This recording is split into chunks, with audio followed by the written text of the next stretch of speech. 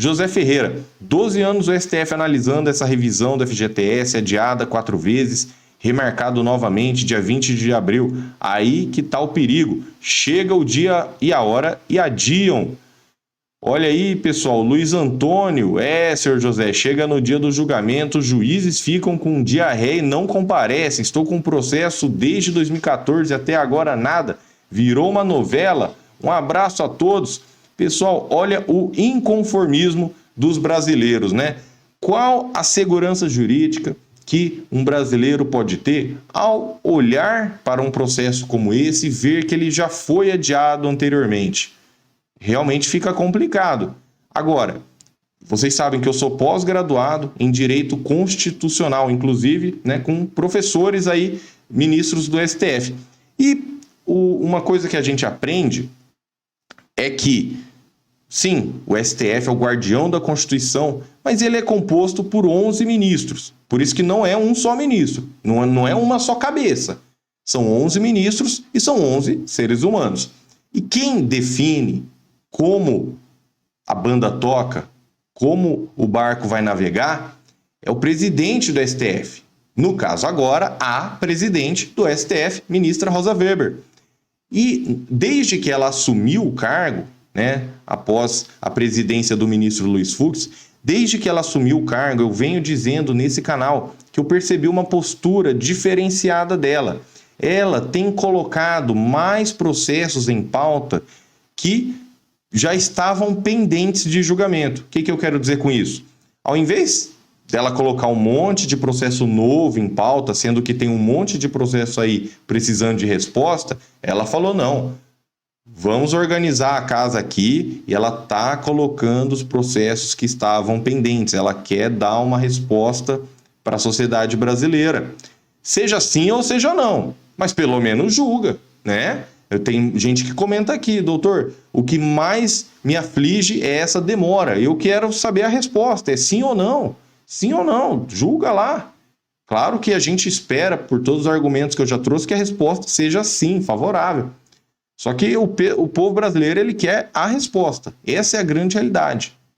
E aí, diante disso, eu realmente só tenho a elogiar essa postura da ministra Rosa Weber em colocar os processos para jogo. Coloca para julgamento. Se vai jogar contra ou a favor, vão ter as discussões jurídicas, vão ter os votos, vão ter os argumentos, os debates. Beleza, show de bola. Só que coloca para julgamento. E ela colocou. A revisão da vida toda também vinha se alongando, né? O tema 1102 vinha se alongando, pedido de destaque, pedido de suspensão. O pessoal achou que ia ganhar tempo. A ministra Rosa Weber foi lá, colocou para julgamento. Colocou para julgamento e foi julgado. Né? Não foi julgado exatamente no primeiro dia de pauta. Teve ali um adiamento de uma semana. Mas calma, né? Aí, né, o importante é que foi julgado. Então, dia 20 de abril, o que a gente espera? Sim, que seja julgado. Claro que existem outros processos na pauta, é claro que, às vezes, pode acabar ficando para a semana seguinte. Até aí, beleza. Para quem, né, já esperou um bom tempo, até aí, uma semaninha a mais, não tem problema. Agora, o que não dá é para alguém pedir, né, vista, pedir destaque e sentar no processo. Só que até para essa postura, o STF já modificou essa forma, o regimento interno. Isso é muito interessante. Agora, o ministro, né, ele tem um prazo para pedir vista. Porque senão ele é punido? Não, ele não chega a ser punido.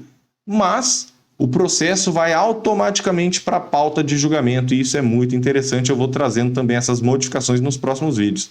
Então, obrigado pela sua participação. Manuel Santos, doutor Nakamura, meu nome é Manuel e eu queria saber sobre o meu caso, o meu processo que eu perdi na primeira instância, minha advogada não recorreu e automaticamente já transitou em julgado. Será que tem alguma condição para que eu possa receber essa correção? Eu sempre sigo o senhor. Dá para me responder, por favor? Obrigado. Obrigado, senhor Manuel, por estar aqui e deixa eu explicar para o pessoal quem está na mesma situação e quem não está entendendo o que está acontecendo. Quando você entra com um processo, né, principalmente quem entrou lá atrás, antes de subir para o STJ, STF, o juiz ele vai julgar da forma que ele bem entender. Isso é fato. Só depois que um processo sobe para o STJ ou STF, aí sim, o STJ, né, num julgamento de recurso repetitivo, o STF em um julgamento com repercussão geral, eles vão suspender os processos em andamento para dar uma resposta geral. Porque imagina você, vamos supor que um advogado de um estado julga a favor, aí o advogado do outro estado é contra a correção da FGTS. Ué, são dois brasileiros na mesma situação que tiveram respostas diferentes do Poder Judiciário. Não é justo, né? Então, para dar uma resposta, para trazer uma segurança jurídica, o STJ e o STF suspendem os processos. Só que teve gente que acabou perdendo o processo e, como disse o senhor Manuel, a advogada não recorreu. Ela, pelos motivos dela, ela que viu o processo, eu não estou vendo o processo do senhor Manuel, né? Então eu estou falando aqui num contexto geral, ela decidiu não recorrer, às vezes ia ter que pagar custo, ou ela achou que não era interessante, ou, né?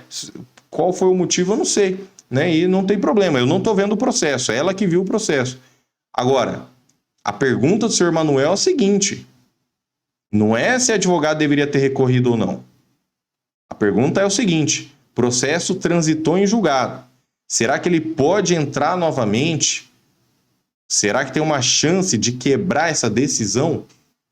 Pessoal, transitar em julgado quer dizer que o processo não permite mais recursos, né? Não tem mais recursos. Só que o direito brasileiro, ele possui um remédio, ele possui uma forma de quebrar uma ação que já transitou em julgado. Como que chama essa ação? Ação rescisória.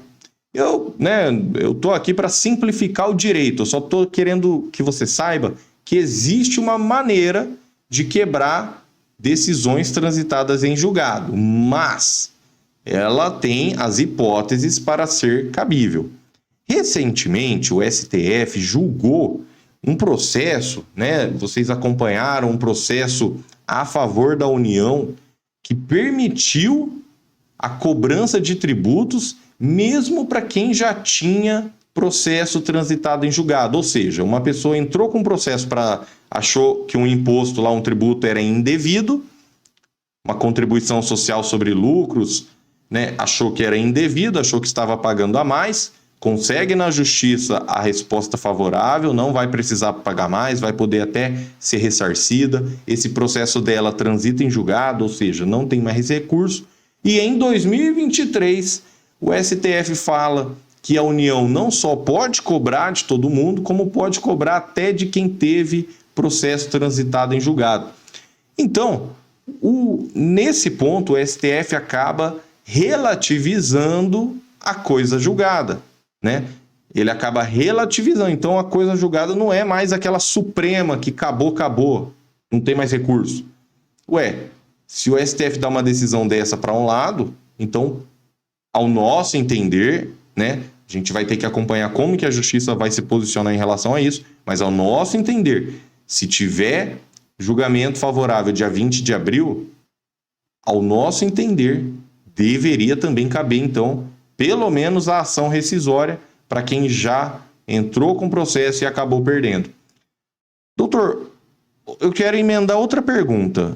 Mas tem risco de quem está entrando agora já perder esse processo? Na verdade, pessoal, quem entrar agora vai ter o processo suspenso, para não correr esse risco, para não ficar um juiz decidindo uma coisa e outro juiz decidindo outra.